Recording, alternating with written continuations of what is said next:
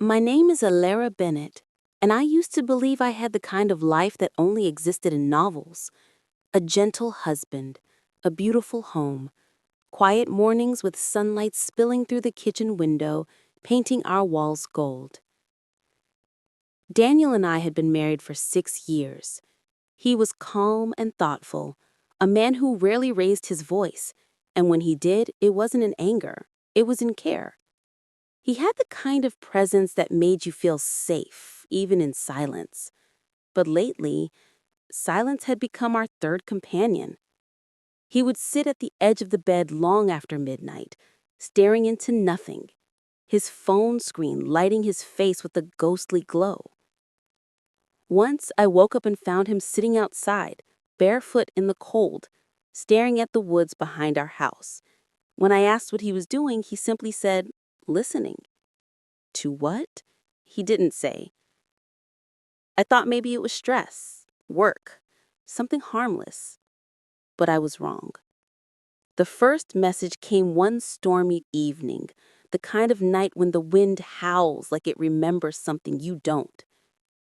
Daniel was in the shower. His phone buzzed on the nightstand. I glanced, not out of suspicion, but instinct. The message preview flashed once before fading into darkness. "Do you still think about me?"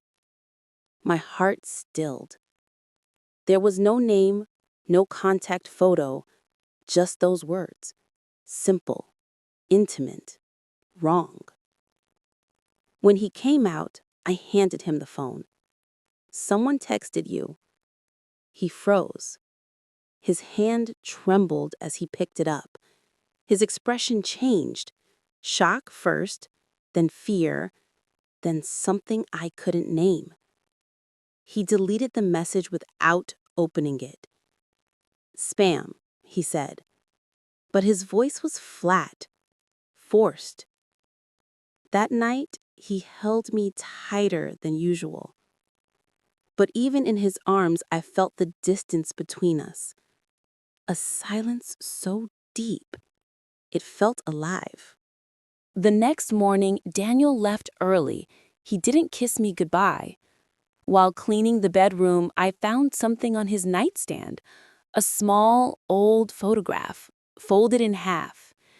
It was Daniel, years younger, smiling, and beside him, a woman. She was beautiful, pale eyes, dark hair, the kind of beauty that lingers even after the picture fades. On the back, written in delicate cursive, "Forever yours, Leela." I don't know why, but the name made my stomach twist. That night, I asked him casually, "Who's Leela?" He looked up sharply, too sharply. "No one," he said quickly, "just someone I knew a long time ago."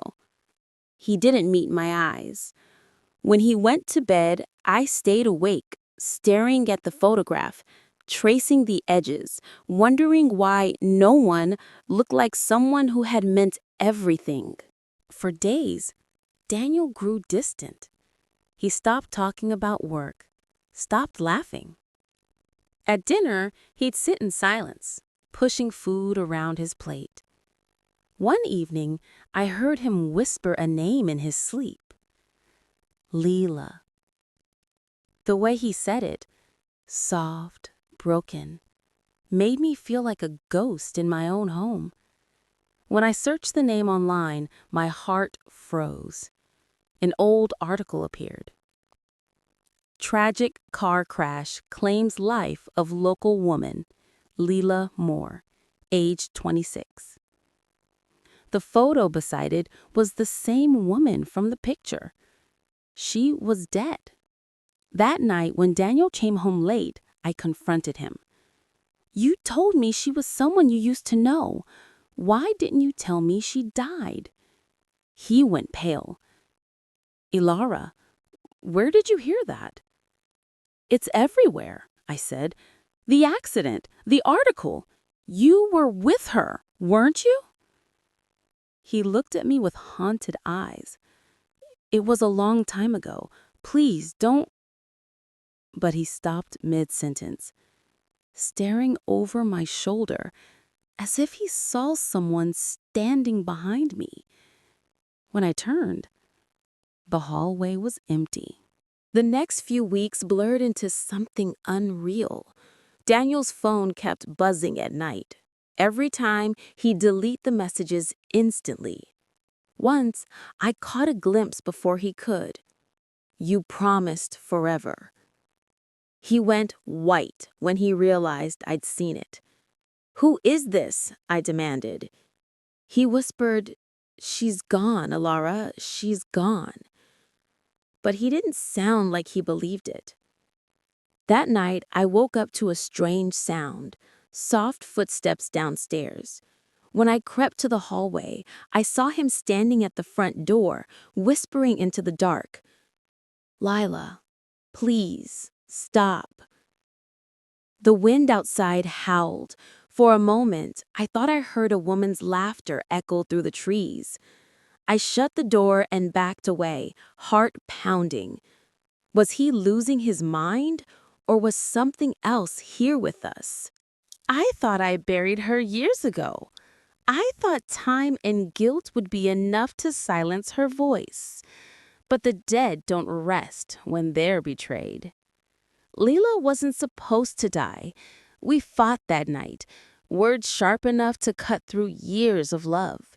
She wanted to leave, said she was done waiting for me to commit. Then Alara showed up, Leela's best friend, my confidant. She'd always been there when things went wrong. I still remember that night. The rain, the screech of tires, the sound of metal twisting. By the time I reached the crash site, it was over. Leela's car was crushed against the bridge railing. Her body was gone, swallowed by the river below. Ilara stood there in the rain, shaking. "She drove off," she whispered. "She was angry. I tried to stop her." I believed her. I had to. But now, every message, every whisper in the night, they all feel like reminders of what really happened. I began hearing things. A woman's voice in the hall, whispers when I passed mirrors, laughter in the rain. Once I found muddy footprints leading from the back door to the stairs, barefoot, small, delicate. Daniel swore he didn't see them, but I could tell by his shaking hands that he had. The worst night came when I saw her. It was raining. Daniel was asleep. I stood by the window and saw a figure by the lake, pale, drenched, unmoving. Her face, it looked like mine. When I blinked, she was gone. I couldn't take it anymore. I drove to the bridge, the one from the news. The air was cold, the fog thick, and then I heard footsteps. A woman appeared, pale and soaked, eyes glowing faintly in the dark. "Lila," I whispered. She tilted her head. "You remember me now, don't you?"